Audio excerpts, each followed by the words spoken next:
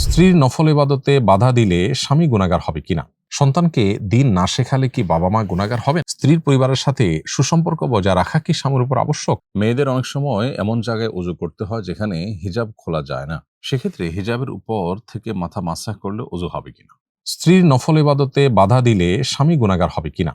স্ত্রীর নফল ইবাদতে স্বামী যদি বাধা দেন, তাহলে দেখতে হবে যে সেটা কিসের কারণে দিয়েছেন। স্বামীর হক রিলেটেড কোনো স্বার্থ, এটার কারণে যদি তিনি বাধা দেন তাহলে সে রাইট তার আছে। যেমন নফল রোজা, এটা রাখতে গেলে স্বামীর অসুবিধা হয় বা স্বামীর নিড থাকে, তাহলে সেক্ষেত্রে স্বামীর কোনো হক এটা আদায়ের ক্ষেত্রে বিঘ্ন করতে পারে। এরকম ইস্যুতে স্বামী বাধা দেওয়ার রাইট থাকে। কিন্তু সেরকম কোনো ইস্যু যদি না থাকে তাহলে সেক্ষেত্রে তিনি বিঘ্ন ঘটাতে পারেন না, সে অধিকার তার নাই। ধরুন স্ত্রী তার সম্পদ থেকে দান করবেন, স্বামী সেখানে বাদ সাধছেন, এখানে তার স্বার্থ সংশ্লিষ্ট কোনো বিষয় নাই, অথচ তিনি বাধা দিচ্ছেন, এক্ষেত্রে তিনি অবশ্যই এ অধিকার রাখেন না। অর্থাৎ দেখতে হবে যে বিষয়টা কোন ধরনের। যদি স্বামীর অধিকার সংশ্লিষ্ট হয় তাহলে তিনি বাধা দিতে পারেন, সেই রাইট তার আছে। একজন নারী তার জন্য নফল এবাদতের সওয়াব এটা যতটা গুরুত্বপূর্ণ, স্বামীর আনুগত্য বা এই জাতীয় ক্ষেত্রে স্বামীর স্বার্থ সংরক্ষণ সেটা আরো বেশি গুরুত্বপূর্ণ। তবে যে সমস্ত বিষয়গুলোর সাথে স্বামীর অধিকারের কোনো সম্পর্ক নেই, সেগুলোতে স্বামী স্ত্রীকে বরং ভালো কাজ করতে উৎসাহিত করা উচিত এবং স্ত্রীর যে কোনো ভালো কাজে তার সুপরামর্শ দেওয়া উচিত। তবে হ্যাঁ, দানের ক্ষেত্রে ধরা যাক যে স্ত্রীকে স্বামী হয়তো কোনো পরামর্শ দিচ্ছেন, আরো বেটার কোনো অপশন বলছেন, সেটা তিনি বলতে পারেন, জাস্ট এটুকু। এটা মানতে স্ত্রী কিন্তু বাধ্য নন। সন্তানকে দিন না শেখালে কি বাবা মা গুনাহগার হবেন? একটা লেভেল পর্যন্ত দিন না শেখালে বা দিন শেখার কোনো পথ বের করে না দিলে অবশ্যই তাদের দায়িত্ব পূরণ হবে না এবং তারা দায়িত্ব অবহেলা করার আল্লাহর কাছে দায়ী থাকবেন। অতএব সন্তানকে একান্ত দিনই বা মৌলিক দিনই প্রয়োজনীয় জ্ঞান শিক্ষা দেওয়া এটা তাদের কর্তব্য। এই দায়িত্ব অবহেলা করলে তারা অবশ্যই গুনাহগার হবেন।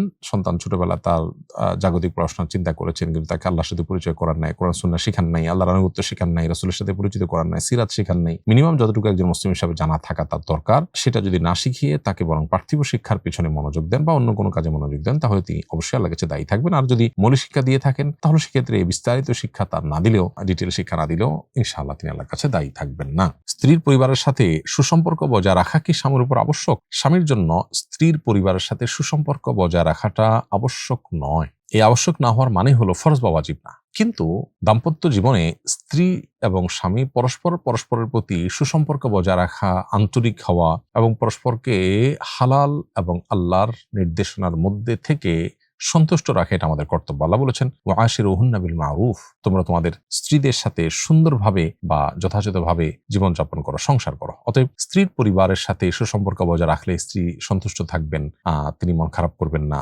তিনি খুশি থাকবেন, সেই জায়গা থেকে তাদের সাথে সুসম্পর্ক বজায় রাখা উচিত। তাছাড়া স্ত্রীর পরিবার, তাদের অবদান আছে আপনার স্ত্রী আপনার পাওয়ার পেছনে, সেই জায়গা থেকে তাদের সাথে আপনার মিনিমাম সৌজন্যতা এবং রেসপেক্ট এটা থাকা উচিত এবং স্ত্রী কষ্ট পায় এরকম কোনো কথা বা এরকম কোনো কাজ করা উচিত না। একই কথা স্ত্রীর বেলাও প্রযোজ্য, যদিও আমাদের সমাজে এই জায়গাটাতে বেশ গ্যাপ দেখা যায় এবং এটি আমাদের একজন মুসলমান হিসেবে ত্রুটি হিসেবে আমরা ধরবো যদি কারোর মধ্যে গ্যাপটা থাকে। মেয়েদের অনেক সময় এমন জায়গায় ওযু করতে হয় যেখানে হিজাব খোলা যায় না। সেক্ষেত্রে হিজাবের উপর থেকে মাথা মাসাহ করলে ওযু হবে কিনা? উত্তর হলো, ওযুতে মাথা মাসাহ করা এটা ফরজ। পুরুষ হোক আর নারী হোক, ওযু বিশুদ্ধ হওয়ার জন্য মাথা মাসাহ করতেই হবে।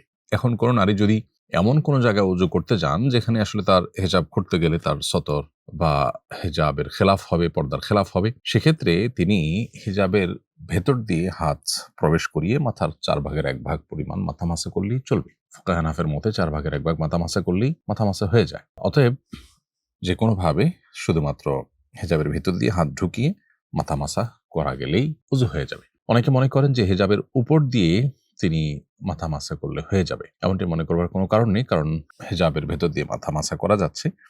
অতএব উপর দিয়ে করলে সেটা মাথা মাসা করা হবে না, সেটা হিজাব মাসা করা হবে। এজন্য হিজাবের নিচে হাত দিয়ে হলেও মাথা মাসা করে নিতে হবে। আর যদি ওয়াশরুম ইত্যাদিতে থাকেন তাহলে হিজাব খুলে ভালো করে মাসা করে আবার প্রয়োজন হিজাব পরে নেবেন। যদি পড়তে অসুবিধা হয় তাহলে সেক্ষেত্রে তার ওযুর ফরজ আদায় যদি তিনি করতে পারেন হিজাব পরা অবস্থায়, একটু কষ্ট করে হলেও, তাতেও তার ওযু হয়ে যাবে। সোজা কথা, হিজাবের উপরে মাথা মাসা নয়, বরং হিজাবের ভেতর দিয়ে চুলের উপর দিয়ে মাথা মাসা করতে হবে।